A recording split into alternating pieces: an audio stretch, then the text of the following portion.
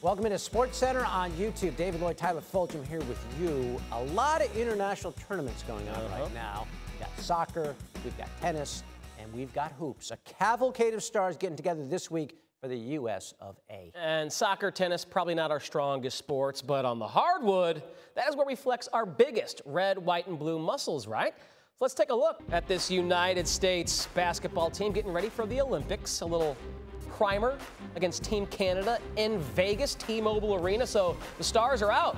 Dawn Staley getting a selfie with former President Obama. KD, though, calf injury, did not play. LeBron James playing some defense here, which immediately turns into offense on the other end. Devin Booker, corner tray, splash. Team USA up 5 early. A few possessions later, LeBron grabbing a rebound ahead to Steph Curry, who dazzles with the behind-the-back dish to Drew Holiday. Team USA up 41-33 at the break. Early third quarter, Curry hezzy dribble past Shai Gilgeous-Alexander and one. Steph had 12, and Coach K liking what he's seeing. I want to see a lot of this. LeBron and Curry, alley-oop, give and go. USA up 11, closing seconds of the third. Those are the old heads. How about the new heads? Ant Edwards, the buzzer beater. He had 13, a game high, as USA goes on to win 86-72. We know we're a lot better, but we only been together 4 days, so all the miscues, offensive with the turnovers and things, we'll get better than that. With that, but it starts on the defensive end. And as long as we defend, we're going to give ourselves a good chance to win every night. We just want to win gold. I mean, whatever that takes. So we always talk about no matter what your stats are, no matter how many minutes you play, like everybody on the floor commits to just doing what you're asked to do. We'll be good. I don't know if you got one more question, but it's my daughter's 9th birthday. Happy birthday, Ryan. I'm sorry I couldn't be there. We're here playing basketball, doing what we love. I miss you. Love you. Happy birthday. It's nice from Papa Steph.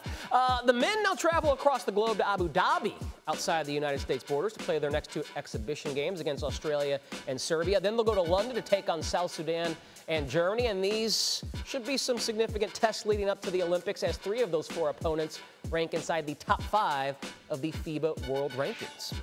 Multiple generations of LeBron Jameses in action last night. Bronny in Summer League play. Heat and Lakers. Bronny coming back after missing the last one with some knee swelling. Looked good here. Dalton Connect finding him, cutting towards the hoop, and Bronny converts.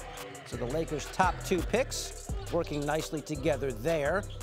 And guess who's watching back in Vegas? Yes, Dad, stretching out the hips and checking out the phone. And then check out the defense from Bronny. Oh, just give me that basketball. Takes it from Bryson Warren. Bronny had just 3 points, but playing well on the defensive end. And Dalton Connect is playing well on the other side. Watch Connect here. Basically just breaking towel, bully ball to the hoop. Sheesh. They let him play in the Summer League, apparently. And then Connect, Euroing through the lane, and then gets the feed, and he can jump. Had 20 points and 9 rebounds. Play of the game here. Alondes Williams heading into his 2nd season. Look at that move. The spin on Bronny, and then way up off the glass, and gets it to come down. He had scored the final 12 points of the game to win this one by 4. Now, this is why we get paid the big bucks, David. From the heat to the sun.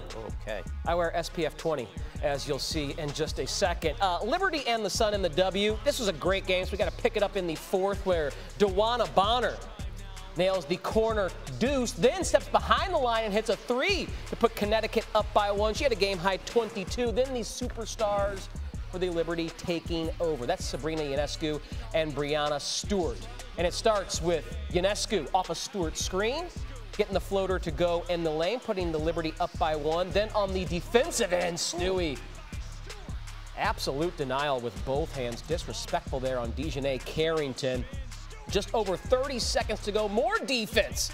And it leads to the very next possession with Ionescu hitting the tough off-balance floater, putting the Liberty up by 3. But there is a chance for Connecticut to tie. I should say 4 seconds to go. Tyasha Harris blocked by Sabrina Ionescu, and watch the heady play by Ionescu on defense. Comes off The woman she's guarding to make the block, she had 21 points. Liberty win 71-68. In other action Wednesday in the W, A'ja Wilson, 24 points, 20 rebounds. Her first career 2020 game as the Aces beat the Storm. Wilson's 20 boards tied the Aces' single-game franchise record. What about Angel Reese? She picked up her 14th straight double-double in the closing seconds with a foul shot to extend a WNBA record, and the Sky beat the Dream 78-69. Reese's 15th double-double this season, tied for the third most in a season in Sky history. And Caitlin Clark, 29 points, but not enough as the Mystics held off the Fever 89-84. Despite the loss, Clark became the first player in WNBA history. 25 points, 10 assists, 3 steals, and 3 blocks in one game. He did. Let's check out the WNBA standings right now. Teams 1 through 9. You see the Liberty, courtesy of their win against the Sun, now a game up.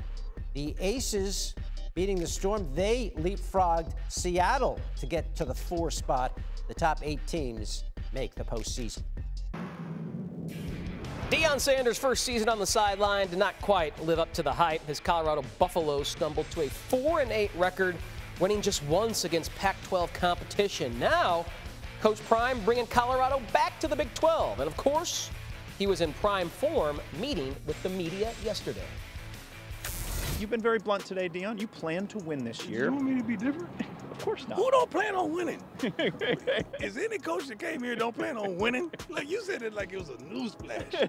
You're darn right I plan on winning. I can't win 9 games and our GPA suffers.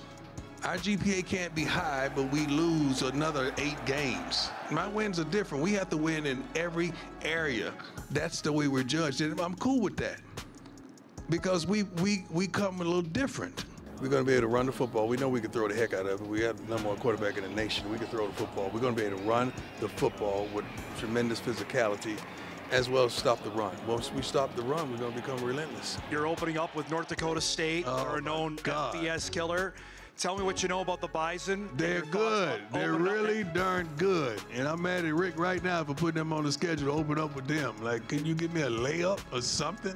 What are the NFL ceilings for Shedeur and Travis? You've mentioned they could be top 5 picks. They could be 1 and 2, based on need and desire from the league. They could be 1 and 2. I don't see many flaws. If there's any flaws in their games, they don't give a darn about that, though. What they want to do is win. They want to win, and they want to go out winners.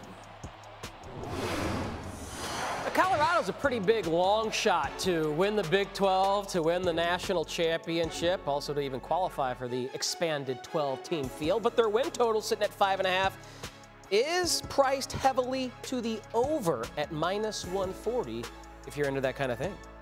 Sanders and Colorado kick off their season less than 50 days from now, August 29th against North Dakota State. That's at 8 Eastern on ESPN. That should be must-see television. Thanks for watching SportsCenter on YouTube.